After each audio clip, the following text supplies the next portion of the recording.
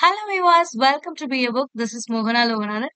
இன்னைக்கு இந்த வீடியோல நம்ம என்ன பார்க்க போறோம்னு பாத்தீங்கன்னா, மராத்தியர்கள் பகுதியிலிருந்து ப்ரீவியஸ் இயர்ல மராத்தியர்கள்ல இருந்து என்னென்ன கொஸ்டின்ஸ்லாம் கேட்டிருக்காங்க ப்ரீவியஸ் இயர்ல அப்படிங்கறத தான் பார்க்க போறோம். கண்டிப்பா இந்த வீடியோல இருந்து உங்களுக்கு ஒரு ஐடியா கிடைக்கும். என்ன மாதிரியான கொஸ்டின்ஸ்லாம் மராத்தியர்கள்ல கேட்டிருக்காங்க அப்படிங்கிறது. முக்கியமா பாத்தீங்கன்னா, இந்த ஆண்டுகள், போர்கள், யாருக்கு அடுத்து யார் ஆட்சிக்கு வந்தாங்க. இந்த மாதிரியான விஷயங்கள் தான் அதிக அளவு உங்களுக்கு கேட்டிருக்காங்க. 1 ஆர் 2 தான் வந்து இன்டெப்தா கேட்டிருப்பாங்க. சோ இதுல ஃபர்ஸ்ட் கொஸ்டின் பாருங்க. எந்த ஆண்டு முதல் பேஷ்வாக்கள் ஆட்சிக்கு வந்தாங்கன்னு கேட்டிருக்காங்க. பேஷ்வாக்கள் எப்ப வராங்க அப்படின்னு பாத்தீங்கன்னா 1713ல தான் வந்து ஆட்சிக்கு வராங்க. சோ இந்த பேஷ்வாக்கள் ஆட்சி தொடங்குனது எப்படி அப்படிங்கறது உங்களுக்கு தெரியும். எப்படி பேஷ்வா உருவானுச்சு அப்படின்ட்டு. இத பத்தி டீட்டெயில்டா வந்து உங்களுக்கு புக்ல எதுலயுமே குடுக்கல. சோ இது என்ன ஆகும் அப்படின்னா, ஃபர்ஸ்ட் மராத்தியர்கள் ஆட்சி யார் தோற்றுவிப்பா? சிவாஜி தோற்றுவிப்பாங்களா? சிவாஜிக்கு 2 மகன் இருப்பாங்க. ஒண்ணு சாம்பாஜி. இன்னொருத்தவங்க யாருன்னு பாத்தீங்கன்னா ராஜாராம். சோ சிவாஜி இறந்ததுக்கு அப்புறம் சாம்பாஜி இவர்தான் வந்து 2வது அரசரா வந்து மராத்திய இதுல வந்து பதவியேற்பாரு. இவரும் இறந்துருவாரு. இவர் இறந்ததுக்கு அப்புறம் என்ன ஆகும் அப்படின்னு பாத்தீங்கன்னா, 3வதா வந்து ராஜாராம் பதவியேற்பாங்க. இந்த ராஜாராமுமே 1700 காலகட்டங்கள்ல இறந்துருவாரு. இறந்ததுக்கு அப்புறம் இப்போ சாம்பாஜியோட மகன் இருப்பாங்க. அவங்கதான் வந்து ஷாஹு. அடுத்தது ராஜாராம்க்கு 2 ஒய்ஃப் இருப்பாங்க. First wife, second wife. இந்த செகண்ட் ஒய்ஃபோட பையன் தான் வந்து செகண்ட் ஒய்ஃப் யாருன்னு பாத்தீங்கன்னா தாராபாய். சோ இந்த தாராபாயோடைய மகன் தான் வந்து 2ஆம் சாம்பாஜி. செகண்ட் சாம்பாஜின்னு சொல்லுவாங்க. சோ இப்போ ராஜாராம் இறந்ததுக்கு அப்புறம் யாரு பதவிக்கு வருது அப்படின்ற ஒரு போர் நடக்கும். அந்த போர்ல அந்த வாரிசுரிமை போர்ல ஷாகு நான் வருவேன்னு சொல்லுவாரு. ஆனா தாராபாய் என்ன பண்ணுவாங்கன்னா, என் மகன் தான் வரணும் அப்படின்னு சொல்லுவாங்க. சோ இதனால இவங்க 2 பேருக்கும் வந்து என்ன ஆகும் அப்படின்னா, தாராபாய்க்கும் ஷாகுக்கும் வாரிசுரிமை போர் நடக்கும். சோ இதுல ஷாகு வெற்றி பெற்றுருவாரு. ஆக்சுவலா இவரு வெற்றி பெறதுக்கு முக்கிய காரணம் என்ன அப்படின்னு பாத்தீங்கன்னா, இந்த பாலாஜி விஸ்வநாத்ங்கிற பிரதம மந்திரி. அதாவது மராத்தியர்கள் காலத்துல பிரதம மந்திரிகளா இருந்தவங்க தான் பின்னால வந்து பேஷ்வாக்களா வந்து உருவெடுத்தாங்க. சோ அப்ப பிரதம மந்திரியா இருந்த இந்த பாலாஜி விஸ்வநாத் வந்து இந்த இதுல வந்து ரொம்பவே ஹெல்ப் பண்ணிருப்பாரு ஷாகுக்கு. அதுக்கப்புறம் தான் ஷாகு வந்து 1708ல ஆட்சிக்கு வருவாரு. சோ இதுக்கப்புறம் தான் வந்து இவர் வந்து இந்த பேஷ்வாக்களுக்கு அதிகாரத்த குடுப்பாரு. சோ அதுக்கப்புறம் தான் வந்து இந்த பேஷ்வாக்கள் ஆட்சி நடக்கும். பெயரளவுல தான் வந்து மராத்தியர்களோட ஆட்சி நடக்கும். அந்த மாரி இருந்தது. சோ அப்ப முதல் பேஷ்வா அப்படின்னு பாத்தீங்கன்னா, இந்த பாலாஜி விஸ்வநாத். முதல் பேஷ்வாங்கிறது பாலாஜி விஸ்வநாத். 2வது பேஷ்வா வந்து பாஜீவ் ராவ். பாஜீவ் ராவ்னு வருவாங்க. அடுத்தது இவங்களுக்கு அடுத்து முக்கியமா பாத்தீங்க அப்படின்னா, 3வது பேஷ்வா யாருன்னு பாத்தீங்கன்னா, பாலாஜி பாஜீவ் ராவ். அதாவது தாத்தா பேர்ல கொஞ்சம், அப்பா பேரு ஃபுல்லா. ஓகேங்களா? பாலாஜி பாஜீவ் ராவ். சோ இந்த 3 பேருமே இதுல முக்கியமான ஒருத்தங்க. ஓகேங்களா? So next question. சிவாஜி பிறந்த வருடம் என்னன்னு கேட்டிருக்காங்க.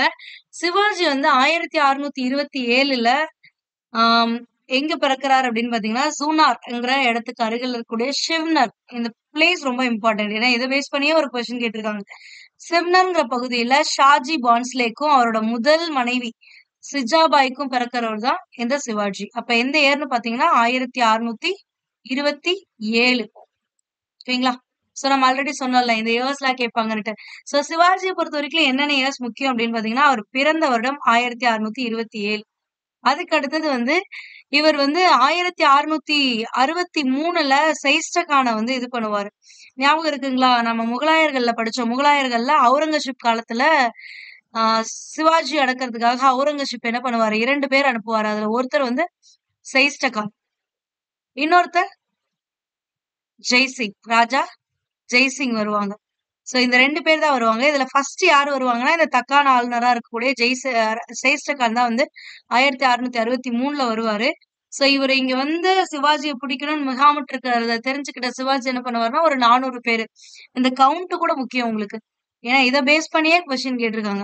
ஒரு 400 பேர் கொண்ட படை வீரர்களோட வந்து செய்ஸ்டகான தாக்குவாரு. அவர் எதிர்பாராத நேரத்துல தாக்குவாரு. சோ விட்டா போதும்னு செய்ஸ்டகான் ஓடிருவாரு. சோ இதுதான் 1663ல நடக்கும். செய்ஸ்டகான் நடந்தது. அடுத்து என்னையவே பிடிக்க வந்துட்டீங்களா? இருங்க அவங்கள அப்படின்னுட்டு 1664 அடுத்த வருஷமே என்ன பண்ணுவாருன்னா, சூரத் நகரம் வந்து கொள்ளையடிப்பாரு. முக்கிய கடற்கரை. அதாவது மேற்கு கடற்கரை பகுதியில இருக்கக்கூடிய முக்கிய கடற்கரை துறைமுகம் அப்படின்னு பாத்தீங்கன்னா இந்த சூரத் பகுதி. இந்த சூரத் பகுதியில 1664ல கொள்ளையடிப்பாரு. கொள்ளையடிச்சு சூரத் கோட்டைய வந்து கைப்பற்றுவாரு. அதுக்கடுத்து என்ன நடக்கும்னா, "நீ என்ன நான் ஆட்சியில இருக்கும்போது அவுரங்கசீப் ஆட்சி இதுல இருக்கும்போது, நான் ஆட்சியில இருக்கும்போது நீ இந்த மாரி பண்ணிட்டு இருக்க" அப்படின்னு சொல்லிட்டு மறுபடியும் இன்னொருத்தர் அனுப்புவாரு. அதுதான் இந்த ஜெய்சிங். 1665ல ஜெய்சிங் அனுப்புவாரு. இந்த ஜெய்சிங் என்ன பண்ணிருவாருன்னா, ஆம், சிவாஜிய வந்து சூழ்ந்துருவாங்க. ஜெய்சிங்கோட அந்த முகலாய படை வந்து என்ன ஆகும்னா, சிவாஜிய வந்து சுற்றி முற்றுகையிட்டுருவாங்க. வேற வழியே இல்ல அப்டின்ற மாரி ஒரு நெலைம வந்துரும் சிவாஜிக்கு. அப்பதான் என்ன பண்ணுவாங்க அப்டின்னா, சிவாஜி வந்து பேச்சுவார்த்தைக்கு ஒத்து வந்து, சரி நம்ம அமைதி உடன்படிக்கைக்கு போய்க்கலாம் அப்டின்னு சொல்லிட்டு, புரந்தர் உடன்படிக்கை கையெழுத்தாகும். இந்த ஜெய்சிங் தான் கையெழுத்து போடுவாரு. யாருக்கு பதிலானா, முகலாயர்களுக்கு பதிலா ஜெய்சிங்கும் அண்ட் சிவாஜிக்கும். இவங்க 2 பேருக்கும் நடுவுல புரந்தர் உடன்படிக்கை. புரந்தர் உடன்படிக்கை நடக்கும். இது எந்த வருஷம்னு பார்த்தீங்கன்னா, இந்த 1665ல தான். அதுக்கு அடுத்த வருஷமே என்ன ஆகும் அப்படின்னு பார்த்தீங்கன்னா, இந்த ஜெய்சிங் வந்து, "சரி வாப்பா ஆக்ராக்கு போலாம். டெல்லிக்கு போய் பார்த்துட்டு வரலாம்." அப்படின்னு சொல்லி கூப்பிடுவாரு. இவரு நெறைய வாக்குறுதிகள்லாம் குடுப்பாரு. "என்னைய நம்பி நீ வரலாம்." அந்த மாரிலாம் வந்து ஜெய்சிங் சொல்லி கூட்டு போவாரு. அங்க அவையில என்ன நடக்கும்னா, இவங்கள வச்சு அவமானப்படுத்தப்படுவாங்க. சிவாஜியோட மகன் சாம்பாஜி 2 பேரும் தான் போயிருப்பாங்க. போகும்பொழுது அவையில அசிங்கப்படுத்துறதுனால என்ன பண்ணுவாங்க அப்டின்னா, இவன் திருப்பி பேசிருவாரு. சிவாஜி வந்து திருப்பி எதிர்த்து பேசுவாரு.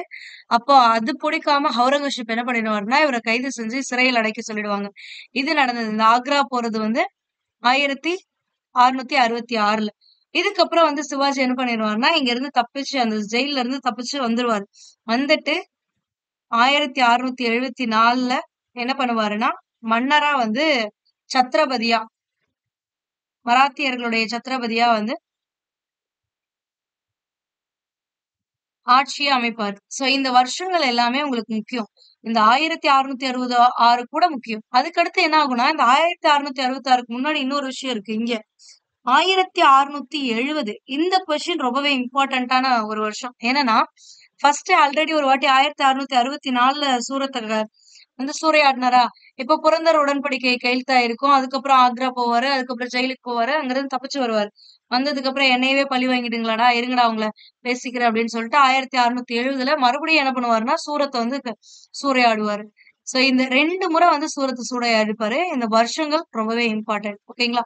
நெக்ஸ்ட் 1761ஆம் ஆண்டு அகமது ஷா அப்தலி இந்தியாவின் மீது படையெடுத்தபோது மராத்திய அரசரின் பேஷ்வாவாக இருந்தவர் யாருன்னு கேக்குறாங்க. அதாவது 1761ல தான் அகமது ஷா அப்தலி, அதாவது 3ஆம் பானிபட் போர்ன்னு சொல்லுவாங்க. அது நடக்கும். அப்ப பேஷ்வாவா இருந்தது யாருன்னு பாத்தீங்கன்னா, நம்மளோட 3வது பேஷ்வாவா இருக்கக்கூடிய பாலாஜி பாஜிராவ் தான் இருந்திருப்பாரு. அப்ப பாலாஜி பாஜிராவ். ஆக்சுவலா இந்த அகமது ஷா அப்தலி அப்படிங்கிறவங்க வந்து இதுக்கு முன்னாடி நாதிர் ஷா படையெடுப்பு நடக்கும்ல. நாதிர் ஷா வந்து இறந்ததுக்கு அப்புறம் நாதிர் ஷாவுடைய வழித்தோன்றலா இது வந்தவர் தான் வந்து இந்த அகமது ஷா அப்தலி. அடுத்து 3ஆம் பானிபட் போர் எந்த ஆண்டு நடைபெற்றது? இப்பதான் பார்த்தோம். எந்த ஆண்டு? 1761 ஜனவரி 14ஆம் தேதி நடக்குது 3ஆம் பானிபட் போர். யாருக்குன்னு பார்த்தீங்கன்னா, மராத்தியர்களுக்கும் அண்ட் அகமது ஷா அப்தலிக்கும் நடக்கிறது தான் வந்து இந்த 3ஆம் பானிபட் போர். இந்த வருஷமும் உங்களுக்கு ரொம்பவே இம்பார்ட்டன்ட். 1761. அடுத்தது செயிஸ்ட கான் பூனாவில் முகாமிட்டிருந்த போது சிவாஜி எத்தனை படை வீரர்களோடு பூனாவினுள் நுழைந்து முகலாய படையை தாக்கினார்னு கேக்குறாங்க. இந்த கொஸ்டின் ஆல்ரெடி பார்த்தோம். 1663ல அவுரங்கசீப் வந்து செயிஸ்ட கான் தக்கான ஆளுநரா இருக்கக்கூடிய செயிஸ்ட கான அனுப்பி வைப்பாரு. செயிஸ்ட கான் வந்து எதிர்பாராத நேரத்துல இவங்க எல்லாமே என்ன பண்ணுவாங்க, சிவாஜியோட ஆட்கள் வந்து ஒரு திருமண கோஷ்டி மாரி வேடமிட்டுட்டு போய் எதிர்பாராத நேரத்துல தாக்குவாங்க. அப்ப எத்தன பேர் போயிருக்காங்கன்னு பார்த்தீங்கன்னா, இந்த 400 பேர் போயிருப்பாங்க. இது ஆல்ரெடி நம்ம முகலாயர்கள் பகுதியிலயுமே பார்த்தோம். ஓகேங்களா? நெக்ஸ்ட் தஞ்சாவூர் அரசர் சரபோஜி துணைப்படை திட்டத்தின் கீழ் பெற்ற ஓய்வூதியம் எத்தனை லட்சம்? அதாவது தஞ்சாவூர் அரசர் சரபோஜி வந்து துணைப்படை திட்டத்தின் கீழ பெற்ற ஓய்வூதியம் எவ்வளோன்னு கேட்டிருக்காங்க. இது 4 லாக்ஸ் 4 லட்சம் அப்படிங்கிறது தான் சரியான விடை. இது வந்து நம்மளோட நியூ புக்ல எல்லாம் குடுக்கல. ஓல்டு புக்லயும் மராத்தியர் பகுதிகள்ல குடுக்கல. இது வந்து உங்களுக்கு வந்து இது நாயக்கர்கள் விஜயநகர பேரரசு வரும்பொழுது வரும். ஓகேங்களா?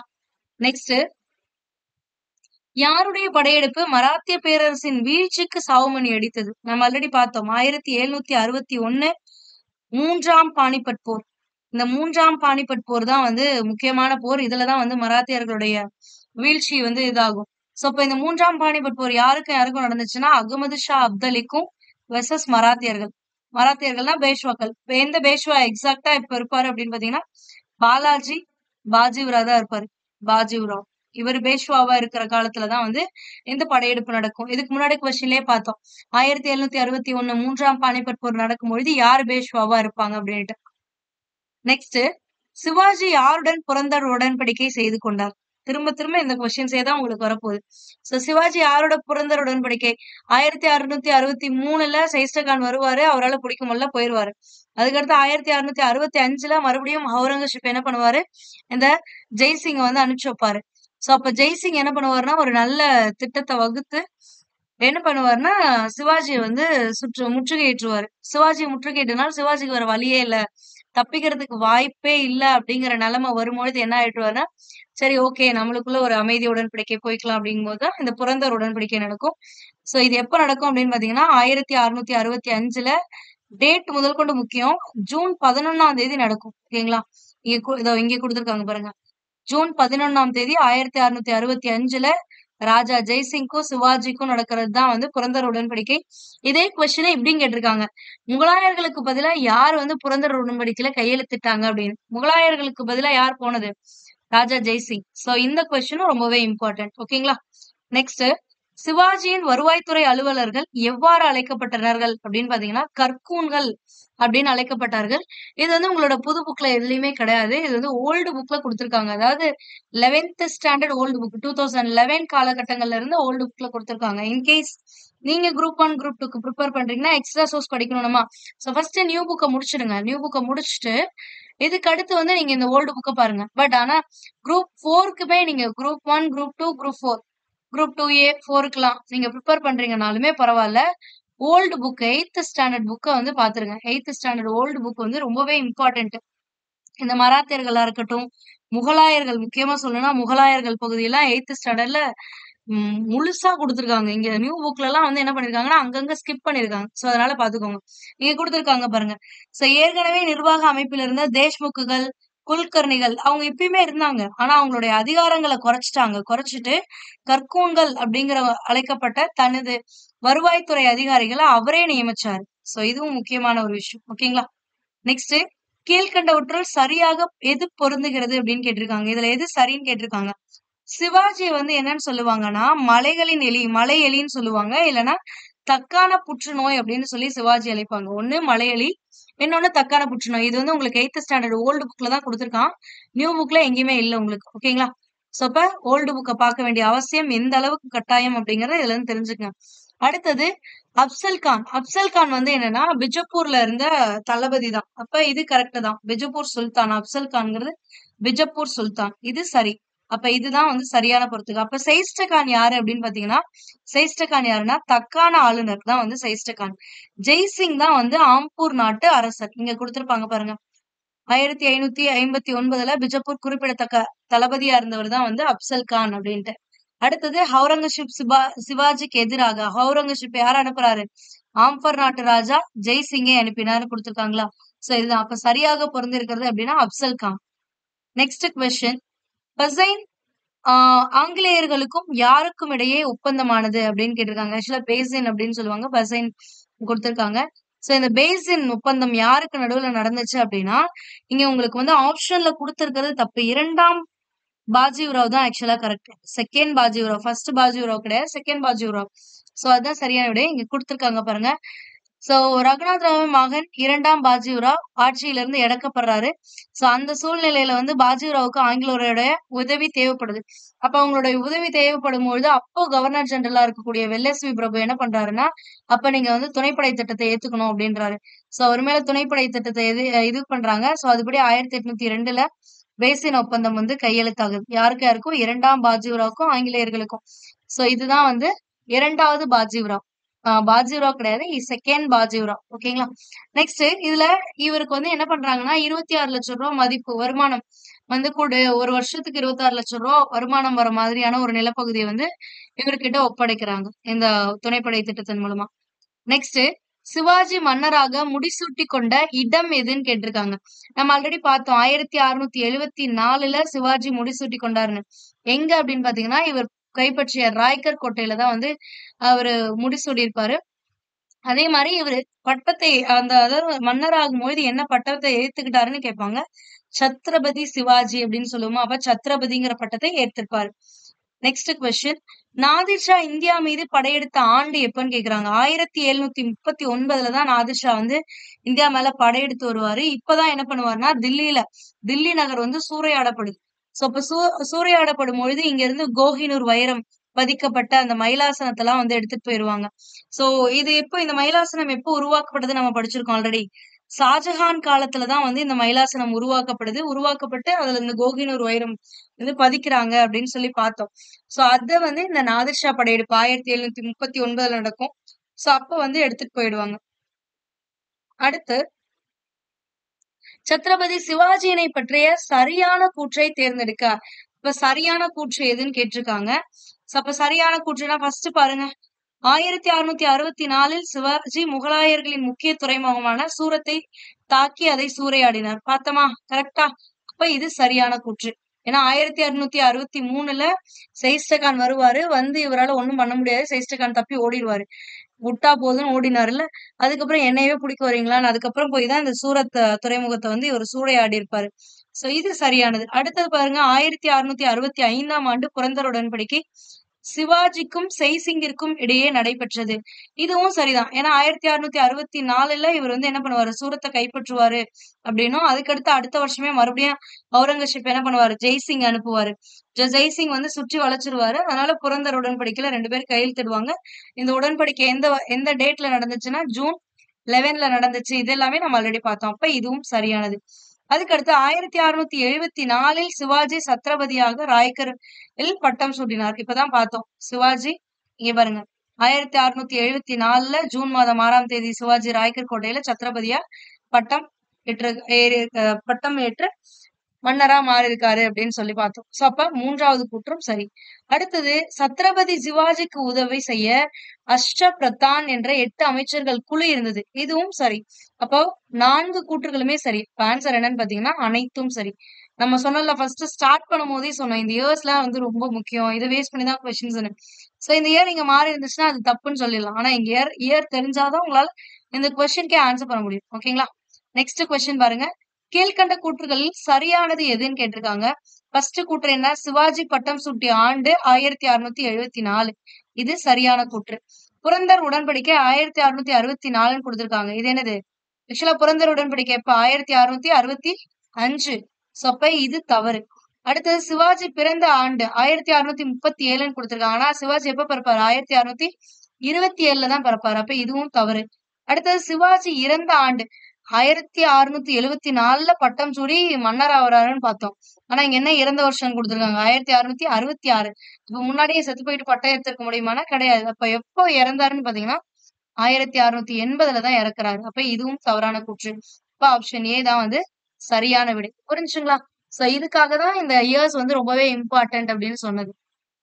நெக்ஸ்ட், பின்வரும் அரசர்களில் எந்த அரசு சவுத் எனப்படும் வரியை விதித்தது? சவுத் சத்தேஷ்முகி. இந்த 2 வரியுமே யாருன்னா மராட்டியர்கள் தான் விதித்தாங்க. நம்மளுக்கு தெரியும். சோ சவுத் அப்படின்னா என்னன்றது உங்களுக்கு தெரிஞ்சிருக்கணும். ஏன்னா இதையுமே வந்து உங்களுக்கு கொஸ்டினா கேட்பாங்க. சவுத்னா மொத்த வருமானத்துல 4ல ஒரு பங்கு, 1/4 ஆஃப் த ஏர்னிங்ஸ் வந்து கொடுக்கறது தான் வந்து சவுத். இதுவே சத்தேஷ்முகி அப்படிங்கிறது வந்து அரசருடைய கட்டணமா 10ல் ஒரு பங்கு, அதாவது 10% கொடுப்பாங்க, 10ல் ஒரு பங்குன்னு கொடுப்பாங்க. கன்ஃபியூஸ் ஆயிக்காதீங்க. ஓகேவா? 1/10 அப்படிங்கறத பெர்சன்டேஜ்ல எக்ஸ்பிரஸ் பண்ணாங்கன்னா 10% அப்படின்னு சொல்லுவாங்க. இப்போ இது வந்து அரசருக்கான கட்டணமா கொடுப்பாங்க. சோ இந்த 2 வரியுமே யாரோட காலத்துல அப்படின்னா மராட்டியர்கள் காலத்துல விதிச்சது. ஓகேங்களா? அடுத்தது பாருங்க. கீழ்கண்டவற்றுள் சரியான இணையை தேர்ந்தெடுக்க. ஆக்சுவலா இங்க என்ன கொடுத்திருக்காங்கன்னு பாருங்க. இந்த வந்து மராத்திய அரச குடும்பங்கள் எந்தெந்த ஊர்கள் இதுதான் கொடுத்திருக்காங்க.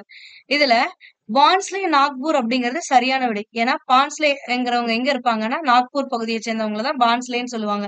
அப்ப ஹோல்கர் பகுதியை சேர்ந்தவங்களை என்னன்னு சொல்லுவாங்க அப்படின்னு பாத்தீங்கன்னா ஹோல்கர்ங்கிறவங்க வந்து இந்தூர் பகுதியை சேர்ந்தவங்க. பேஷ்வாக்கள் தான் வந்து இந்த புனே பகுதியை சேர்ந்தவங்க. அப்ப மாத்தி கொடுத்திருக்காங்க இது 2ம். இப்ப இது தவறு. சிந்தியா அப்படிங்கிறவங்க எந்த பகுதினா குவாலியர் பகுதியை சேர்ந்தவங்க தான் சிந்தியா. சோ பரோடாங்கிறது தப்பு. பரோடாங்கிறது கெய்க்வாட் தான் வந்து பரோடால இருக்கவங்க. சோ அப்ப பான்ஸ்லே நாக்பூர் அப்படிங்கறதா சரியான விடை. Next question. சிவாஜியுடன் தொடர்புடைய ஊர் எது? நம்ம ஆல்ரெடி ஸ்டார்ட் பண்ணும்போதே சொன்னோம். என்ன சொன்னோம்? ஜுன்னார் என்ற இடத்திற்கு அருகே ஷிவ்னர் என்ற பகுதியில் சாஜி போன்ஸ்லேவுக்கும் அவரது முதல் மனைவிக்கும் சிஜாபாய்க்கும் பிறந்தவங்க தான் இந்த சிவாஜி அப்படின்னும். இப்ப சிவாஜியோட தொடர்புடைய பிளேஸ் எதுன்னு பாத்தீங்கன்னா இந்த ஷிவ்னரி. ஓகேங்களா? நெக்ஸ்ட் கீழ்கண்டவற்றை பொறுத்துக. சிவாஜி பிறந்தது எந்த வருஷம்? 1627. இப்பதான் பார்த்தோம் பாருங்க. இதுவுமே இயர்ஸ் ரிலேட்டடான ஒரு கொஸ்டின். அடுத்தது புரந்தர் உடன்படிக்கை. எகெயின் திரும்ப திரும்ப அதே தான் வரப்போகுது. புரந்தர் உடன்படிக்கை. அப்ப இது 1, இது 3. நெக்ஸ்ட் சிவாஜி ஆக்ரா விஜயம் சென்றது. இது இம்பார்ட்டன்டானா இம்பார்ட்டன்ட் நம்ம சொன்னோம்ல. ஏன்னா 1663 சைஸ்டகான் வரது. 1664 சூரத்தை முதல் முறையா கொள்ளையடிக்கிறது. அடுத்து 1665 ஜெய்சிங் வருது. ஜெய்சிங் வந்து புரந்தர் உடன்படிக்கை கையெழுத்தாகிறது. அடுத்த வருஷம் ஆக்ராக்கு போறாங்கன்னு சொன்னோமா. சோ இந்த ஆக்ரா அப்படிங்கிறது ஆக்ரா விஜயம் எப்போ அப்படின்னு பாத்தீங்கன்னா 1666 ஆக்ரா விஜயம். அடுத்தது சிவாஜி சத்ரபதியாக பட்டம் சூட்டிக் கொள்ளுதல் எப்போ அப்படின்னு பாத்தீங்கன்னா 1674. அப்ப 4க்கு 4 தான் சரியா இருக்கு. ஓகேங்களா? இப்ப எந்த ஆப்ஷன் பாத்தீங்கன்னா ஆப்ஷன் பி தான் சரியான விடை. அண்ட் இதுல இன்னொரு இம்பார்ட்டன்ட் அப்படின்னு பாத்தீங்கன்னா 1670 இரண்டாவது முறையா சூரத்தை வந்து சூறையாடுவாங்க. அதையும் நீங்க ஞாபகம் வச்சுக்கோங்க. இந்த கொஸ்டின் கேட்பாங்க. நெக்ஸ்ட் மராத்தியர்கள் ஆட்சியில் நாட்டின் முக்கிய வருவாய் எதிலிருந்து பெறப்பட்டது அப்படின்றாங்க. நாட்டின் முக்கிய வருவாய் வந்து நில இதுல இருந்து தான் வந்து பெறப்பட்டது.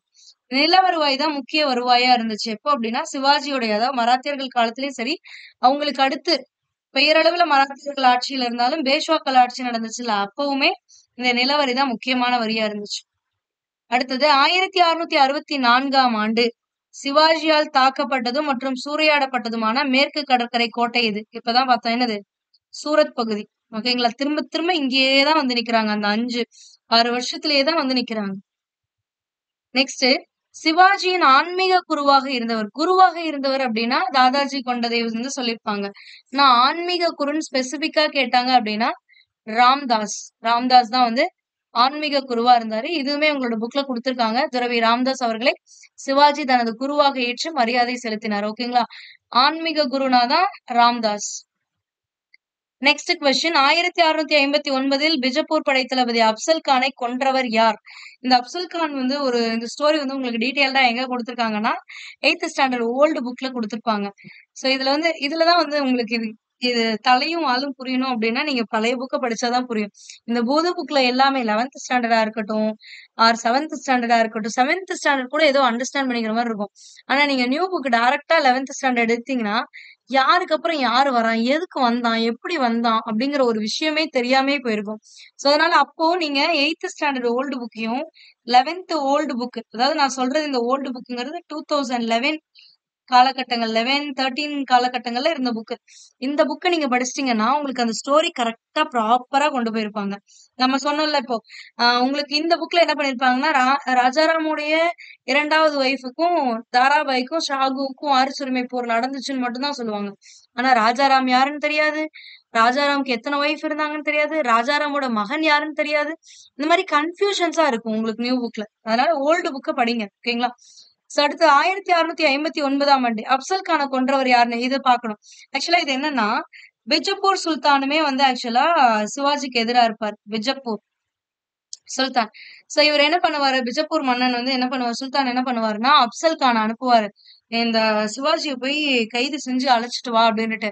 சோ அப்ப அப்சல் கான் என்ன சொல்லுவாருன்னா மலையில ஒளிஞ்சிட்டு இருக்கக்கூடிய அந்த எளிய சங்கிலியில கட்டி நான் இழுத்துட்டு வரேன் பாருங்க அப்படின்னு சொல்லி வாய் சவடாலாம் விட்டுட்டு போவாரு. இவர் இங்க இருந்து சிவாஜியை பிடிக்க போவார் 1659. அப்ப என்ன ஆகும்னா இவரும் அப்சல் கான் என்ன பண்ணுவாருன்னா சிவாஜி வந்து போர் தொடுக்க போறான் அப்படிலாம் போக மாட்டாரு. நாசுக்கா போவாரு. மீட் பண்ற மாதிரி மீட் பண்ணுவாரு. மீட் பண்ணும்போது ஒருத்தர் வந்து தழுவிக்குவாங்க. கட்டி தழுவும் பொழுது என்ன பண்ணுவாருன்னா அப்சல் கான் வந்து சிவாஜி எதிர்பார்க்காத நேரத்துல வந்து கழுத்தை நெரிச்சு கொலை செய்ய முயற்சிப்பாரு. ஆனா வந்து சிவாஜி என்ன பண்ணிருவாருன்னா அவரு உஷாரான ஆளு, விவரமான ஆள். அவர் என்ன பண்ணுவாருன்னா புலி நகத்தை வந்து மறைச்சு வச்சிருந்திருப்பாரு. அதை எடுத்து அப்சல் கானை வந்து கிழிச்சு கொலை பண்ணிருவாரு. சோ அப்ப யார் வந்து அப்சல் கானை கொன்றாங்க அப்படின்னு பாத்தீங்கன்னா சிவாஜி தான் வந்து அப்சல் கானை கொண்டிருப்பாங்க. இந்த ஸ்டோரி எல்லாம் உங்களுக்கு கொடுக்கவே மாட்டானுங்க. ஜஸ்ட் வந்தான் போனா இப்படிதான் இருக்கும். சோ அப்பல்லாம் நீங்க படிச்சீங்கன்னா, நீங்க மக்கப் பண்ற மாரி ஆகும். நீங்க நெறைய விஷயத்த வந்து ஞாபகம் வச்சுக்கிறதுக்கு வந்து நீங்க மக்கப் பண்ற மாரி ஆகும். திரும்ப திரும்ப படிக்கணும்னு ஞாபகம் வரணும். ஆனா இப்ப இந்த ஸ்டோரி தெரியுமில்ல. இப்ப அப்சல் கான் வந்தான், சவால் விட்டான். ஆனா வந்து திரும்ப போம்போது அவன் உயிரோடயே போல. எப்படி? அவன் வந்து கட்டி தழுவுறான். ஆனா தழுவும்பொழுது என்ன பண்ணான்? சிவாஜிய கொல்ல நெனச்சான். ஆனா சிவாஜி இவன போட்டு தள்ளிட்டான். முடிஞ்சுச்சு. சோ இப்படி ஞாபகம் வச்சுட்டீங்கன்னா, உங்களுக்கு ஈஸியா போயிடும். அந்த ஸ்டோரி தெரிஞ்சு நீங்க கேட்டு படிச்சீங்க அப்படின்னா ஈஸியா போயிடும். நெக்ஸ்ட் தஞ்சாவூருடைய முதல் மராட்டிய அரசர் யார் அப்படின்னு கேக்குறாங்க. தஞ்சாவூருக்கு முதல் மராட்டிய அரசர். இதுக்கு பின்னாடி மராத்தியம் ஆனா மகாராஷ்டிரா மத்திய பகுதிகள்ல தானே இருந்துச்சு. எப்படி தென் பகுதியில தமிழகத்துல எப்படி வந்துச்சு அப்படின்னு பாத்தீங்கன்னா, தமிழகத்திலயும் மராட்டிய ஆட்சியை வந்து இது பண்ணாங்க. ஆக்சுவலா இது அமையறதுக்கு ஒரு பின்னாடி வந்து ஒரு பெரிய ஸ்டோரி இருக்கு. இந்த தஞ்சாவூர்ல வந்து மு மு மராட்டியர்களுடைய ஆட்சி அமையறதுக்கு முன்னாடி யார் இருப்பாங்கன்னு பாத்தீங்கன்னா, இந்த நாயக்கர்கள் இருப்பாங்க. மதுரை நாயக்கர்கள் மதுரையில தஞ்சாவூர் நாயக்கர் இருப்பாங்க. இந்த தஞ்சாவூர் நாயக்கருக்கும் மதுரை நாயக்கருக்கும் என்ன ஆகும்னா பகையா இருக்கும். சோ அந்த பகையிலே இவங்க என்ன பண்ணிடுவாங்கன்னா, 1673ல தஞ்சாவூர் நாயக்கருடைய ஆட்சிய வந்து முடிவுரை செஞ்சுருவாரு. இதுக்கு பின்னாடி ஒரு பெரிய ஸ்டோரி. இது விஜயநகர பேரரசுல வந்து நம்ம படிக்கலாம். பழையக்காரர்கள் முறை அதுலலாம் வரும்பொழுது படிக்கலாம். ஓகேங்களா? சோ இந்த காலகட்டத்துல அவங்களோட ஆட்சி தஞ்சாவூர்ல நாயக்கர் ஆட்சி வந்து முடிவுக்கு வந்துரும். முடிவுக்கு வந்த உடனே அங்க காலியா இருக்கும்போது தான் 1676ல மராத்திய தளபதியா இருக்கக்கூடிய வெங்கோஜி இதான் வந்து தஞ்சாவூர்ல மராத்தியர்கள் ஆட்சிய உருவாக்குறாரு. ஓகேங்களா? சோ அப்ப யாரு மராத்திய ஆட்சிய உருவாக்குனார் அப்படின்னு பாத்தீங்கன்னா, வெங்கோஜி. Next question. சிவாஜிக்கு அடுத்த அரியணை ஏறியவர் யார்? நம்ம ஆல்ரெடி பார்த்தோம். சிவாஜிக்கு அடுத்து யாரு? அவருடைய மகனான சாம்பாஜி ஏறியிருப்பாரு. சாம்பாஜிக்கு அடுத்து தான் வந்து சிவாஜியோட 2வது மகனான ராஜாராம் வந்து பதவியேற்றிருப்பாங்க. ராஜாராம்க்கு அடுத்து ராஜாராமோட செகண்ட் வைஃப் தாராபாய் என்ன பண்ணுவாங்கன்னா, சாம்பாஜியோட மகன் ஷாகுவுக்கும் அந்த தாராபாய்க்கும் வந்து வாரிசுரிமை போர் நடக்கும். தாராபாய் வந்து அவங்க ஆட்சி செய்யணும்னு கேட்க மாட்டாங்க. அவங்களோட மகன் 2ஆம் சாம்பாஜி வந்து ஆட்சி செய்யணும்னு கேட்பாங்க. சோ இறுதியில ஷாகு வெற்றி பெற்றுருவாரு. அதுக்கப்புறம் தான் அந்த பேஷ்வா ஆட்சி அமைஞ்சிச்சு அப்படிங்கறதெல்லாம் பார்த்தோம். ஓகேங்களா? சோ இப்ப யார் ஆட்சிக்கு வருவாங்கன்னா, சிவாஜிக்கு அடுத்து சாம்பாஜி. நெக்ஸ்ட் மிகவும் சக்தி வாய்ந்த பேஷ்வா யார் அப்படின்னு கேட்டிருக்காங்க. இதுல யாருன்னா 2வதா வந்தாருல்ல அந்த பேஷ்வா தான். 1வது பாஜிராவ் தான் வந்து மிகவும் சக்தி வாய்ந்த பேஷ்வா அப்படின்றாங்க. ஏன் இவ்வளவு வந்து மோஸ்ட் பவர்ஃபுல் அப்படின்னா, இவர்தான் சொல்லியிருப்பாரு. தன்னை மகாராஷ்டிரத்தின் அரசர் எனவும், ஏனைய தக்கான பகுதிகளுக்கு தலைவன் எனவும் பேரரசர் ஷாகுவை அங்கீகரிக்க வைப்பதில் பாஜிராவ் வெற்றி பெற்றார் அப்படின்னு கொடுத்திருக்காங்கல்ல. இவரு பல்வேறு போர்கள் அந்த இதெல்லாமே நடத்தி, பல்வேறு பகுதிகளை கைப்பற்றி, இந்த அரசையே வந்து ஒரு விரிவா வந்து உருவாக்கி இருப்பாரு. சோ அதுக்கு முக்கிய காரணம் யாருன்னா இந்த பாஜிராவ். அதனாலதான் மிகவும் சக்தி வாய்ந்த பேஷ்வா யாருன்னு கேட்டாங்கன்னா, 1ஆம் பாஜிராவ். அதாவது ஃபர்ஸ்ட் பாலாஜி விஸ்வநாத் வருவாரு. அவருக்கு அடுத்து அவரோட மகனான 1ஆம் பாஜிராவ். ஓகேங்களா? இவருக்கு அடுத்து வரவர் தான் பாலாஜி பாஜிராவ். நம்ம ஆல்ரெடி சொன்னோம். தாத்தா பேர்ல பாலாஜின்னு எடுத்துக்கிட்டு, இவங்க அப்பா பேர் முழுசா எடுத்துக்கிட்டவர் தான் 3வதா வந்தவர் அப்படின்னுட்டு. நெக்ஸ்ட் சவுத் மற்றும் சர்தேஷ் முகி வரிகள் மராத்திய அரசரின் முக்கிய வருவாய் ஆதாரங்களாக இருந்துச்சு. ஆமா. சரிதானே. ஏன்னா இவங்க வந்து முக்கிய வருவாயா இருந்துச்சு. இதுல சவுத் வரி என்பது அந்நியர்களின் ஆக்கிரமிப்பில் இருந்து பாதுகாக்க வேண்டி மொத்த நில வருவாயில் 25%. 25%னா 1/4ன்னு சொன்னல. 1/4னா 25% அர்த்தம். இதுவே 10ல் ஒரு பங்கு அப்படின்னாங்கன்னா 10% அர்த்தம். இது இப்படியும் கேட்பாங்கன்னா இதுதான் எக்ஸாம்பிள். ஆல்ரெடி கேட்டிருக்காங்க பாருங்க உங்களுக்கு. பாதுகாக்க வேண்டி 25% வசூலிக்கப்பட்டது. ஷர்தேஸ் முகி வரி நில வருவாயில் 10ல் ஒரு பங்கு வசூலிக்கப்பட்டது. இது வந்து கரெக்ட் இந்த ரீசன். சவுத் அப்படிங்கிறது எதுக்காக? சவுத் வரிங்கிறது எதுக்காக இது பண்ணாங்கன்னா, கொள்ளை, கொலை இதுல இருந்து மக்களை காப்பாத்துறதுக்காக அரசர் வந்து மக்களை காப்பாத்துறாருல, அதுக்காக குடுக்கப்பட்ட வரிதான். அதாவது பாதுகாப்புக்காக குடுக்கப்பட்ட வரிதான் இந்த சவுத் வரி அப்படிங்கிறது. சர்தேஷ் முகிங்கிறது நில வருவாயில வந்தது. ஓகேங்களா? சோ அப்ப இந்த கூற்றும் சரி, காரணமும் சரி. அதே மாதிரி இந்த சவுத் சர்தேஷ் முகிக்கான காரணங்கள் கரெக்டா குடுத்திருக்காங்க. அப்ப ஏ மற்றும் ஆர் இரண்டும் சரி. ஆர் என்பது ஏவிற்கு சரியான விளக்கமாகும். ஆப்ஷன் பி தான் சரியான விடை. ஓகேங்களா? இத மறந்துடாதீங்க. இந்த பெர்சன்டேஜ்லயும் கேட்கலாம். இதுலயும் கேட்கலாம். ஒண்ணும் இல்ல. பெர்சன்டேஜா கன்வெர்ட் பண்றது நம்ம மென்டல் எபிலிட்டில படிச்சிருப்போம்ல ஆப்டிடியூட்ல 1/4 அப்படின்னா இத பெர்சன்டேஜ் கன்வெர்ட் பண்ணா இன்டு 100 போடுவீங்களா? 1/4 ஆர் 4 25. அப்ப 25% அவ்வளவுதான். இதுவே 1/10 அப்படின்னா 1/10 இன்ட்டு 100% மாத்தோம்னா இன்டு 100 போடணும். அப்போ ஒரு ஜீரோக்கு ஒரு ஜீரோ கேன்சல் ஆயிடும். அப்ப 10 மட்டும் இருக்கும். இந்த மாதிரி 100ஆல மல்டிபிள் பண்ணா இந்த பெர்சன்டேஜ் சிம்பல் ஆட் பண்ணிக்கணும். அவ்வளவுதான். சோ இப்ப 10% இவ்வளவுதான். நெக்ஸ்ட் மூன்றாம் பானிபட் போருக்கு பின் மராட்டிய சிம்மாசனத்தில் அமர்ந்தவர் யார் அப்படின்னு பாத்தீங்கன்னா மாதவராவ் தான். 1761 மூன்றாம் பானிபட் போர் நடக்கும். யாருக்கு யாருக்கும்? அகமது ஷா அப்தலிக்கும் வெர்சஸ் மராத்தியர்கள். மராத்தியர்கள் அப்பா பேஷ்வாவா இருந்தது யாருன்னு பார்த்தோம். மூன்றாவதா இருந்த பாஜிராவ் தான் இருந்திருப்பாரு. சோ அவருக்கு அடுத்து மாதவராவ் தான் ஆட்சியாளர். அதாவது அதாவது மூன்றாம் பானிபட் போருக்கு அப்புறமா பேஷ்வாவா ஆட்சியில் அமர்ந்திருப்பார். ஓகேங்களா. நெக்ஸ்ட், சிவாஜியின் அஷ்டபிரதான்னா 8 பேர் கொண்ட அந்த அமைச்சர் குழு இருக்குல்ல, அதுதான் அஷ்டபிரதான் அப்படின்னு சொல்லுவாங்க. இதுவே நவரத்தினங்கள்னு சொல்லுவாங்க. யாருடைய அவையில நவரத்தினங்கள்னு சொல்லுவாங்க ஞாபகம் இருக்குங்களா? 2ஆம் சந்திரகுப்தர் காலத்துல இந்த 9 அரசர்கள் கொண்ட ஒரு குழு இருக்கும். அதுதான் நவரத்தினங்கள். 9 அப்படின்னா நவரத்தினம், நவ அப்படின்னு அர்த்தம். ஓகேங்களா. இங்க 8 அப்படிங்கறதுனால அஷ்ட அப்படின்னா 8ன்னு அர்த்தம். சோ அஷ்டபிரதான் இதுல தலைமை நீதிபதி எப்படி அழைக்கப்படுறாங்க அப்படின்னு கேக்குறாங்க. ஆன்சர் என்ன? நியாயதீஸ். நியாயம் சொல்றவங்க தானே நீதிபதி, அப்ப நியாயதீஸ். ஓகேங்களா. இதுல பாருங்க, இந்த 8 இத பத்தி கொடுத்திருக்காங்க. பந்த் பிரதான் பேஷ்வா அப்படின்னா பிரதம அமைச்சர்னு அர்த்தம். அமாத்யா மஜும்தார் அப்படின்னா நிதி அமைச்சர். சுர்நாவிஸ் சச்சிவ்னா செயலர். வாக்கியநாவஸ்னா உள்துறை அமைச்சர். சர்-இ நௌபத் அப்படின்னா சேனாதிபதினா தலைமை தளபதி. சுமந்த் துபிர் அப்படின்னா வெளியுறவுத்துறை அமைச்சர். நியாயதீஸ்னா தலைமை நீதிபதி. பண்டிட்னா யாரு? பண்டிட் ராவ்னா தலைமை அர்ச்சகர்ன்றாங்க. பண்டிட்னா என்ன? இது மந்திரம் சொல்றவங்க, அர்ச்சனை பண்றவங்க. அப்ப தலைமை அர்ச்சகர். ஓகேங்களா. சோ இப்ப தலைமை நீதிபதி எப்படி சொல்லுவாங்க? நியாயதீஸ். நம்மளோட லாஸ்ட் கொஸ்டின், சிவாஜியின் கீழ் உள்ள நிதி மற்றும் வருவாய் அமைப்புகளில் பின்வருவனவற்றில் எது உண்மை அப்படின்னு கேட்டிருக்காங்க. ஆக்சுவலா இந்த கொஸ்டின்லயே ஆப்ஷன்ஸ் எல்லாமே உங்களுக்கு சரியா இல்ல. என்ன அப்படின்னா, சவுத் சர்தேஷ்முகி வரி விச்சாங்களா, அப்ப வருவாய் அமைப்புல இது ஒரு இதா இருந்துச்சு. அப்ப இது சரி. அடுத்தது, தேஷ்முக் பட்டியல்கள் கிராம அதிகாரிகள். ஆமா, தேஷ்முக்கும் பட்டியல்களும் கிராம அதிகாரிகள் உங்களோட நியூ புக்ல கொடுத்திருக்காங்க. இதுவும் சரிதான். அடுத்து பாத்தீங்கன்னா, சிவாஜினால் நிர்ணயிக்கப்பட்ட வருவாய் அதிகாரிக்கு கர்கூன் என்று பெயர். நம்ம ஆல்ரெடி பார்த்தோம், இது ஓல்டு புக்ல கொடுத்திருக்காங்க அப்படின்னு சொல்லிட்டு. சோ அப்ப ஓல்டு புக்ல குல்கர்ணிகள் ஆகிய, அதாவது தேஷ்முக்கு, குல்கர்ணிகள் இவங்களுக்கு எல்லாம் அதிகாரத்தை குறைச்சிட்டு கர்கூன்கள் அழைக்கப்படக்கூடிய வருவாய்த்துறை அதிகாரிகளை இவரே நியமிச்சிருப்பாரு, சிவாஜியை நியமிச்சாரு அப்படின்னு பார்த்தோம். இது ஓல்டு புக் 11th ஸ்டாண்டர்ட்ல கொடுத்திருக்கான். ஓகேங்களா. அப்படி பார்த்தா இந்த ஆப்ஷன் 3மே, அதாவது தேர்ட் ஆப்ஷனுமே சரி. அப்ப உங்களுக்கு பாருங்க, இங்க ஏபிசிடி கொடுத்திருக்காங்கல்ல, இதுல எங்கேயுமே அனைத்தும் சரி அப்படிங்கிற ஒரு ஆப்ஷனே கிடையாது. சோ இது தவறான ஒன்று. இது ஏன் தவறான ஒன்றுனா, ஒரு சிலர் என்ன பண்றீங்கன்னா, ஃபர்ஸ்ட் 1 and 2 சரி அப்படின்னு சொல்லி ஆப்ஷன் 3C கிளிக் பண்றீங்க. பட் ஆக்சுவலா இது ராங். உங்களுக்கு புது புக்ல குடுக்கல அப்படிங்கிறதுக்காக இந்த பாயிண்ட் உண்மை இல்ல அப்படின்னு ஆயிடாது. ஓகேங்களா. இது உங்களுக்கு புது புக்ல குடுக்கலதான். பட் அதுக்காக இது இல்லன்னு ஆயிடாது. ஓகேங்களா. இதை பத்தி ஆல்ரெடி நம்ம இன்னொரு கொஸ்டினும் பார்த்தோம். அதுல கற்கூன்கள் அழைக்கப்படுறார்கள்னுமே நம்ம பார்த்தோம். அப்படி பார்த்திருக்கும் போது இது எப்படி தவறா இருக்க முடியும்? ஓகேங்களா. சோ இதுக்கு ஆன்சர் என்னன்னா 1 and 1, 2 and 3 மூணுமே சரிதான். ஓகேங்களா.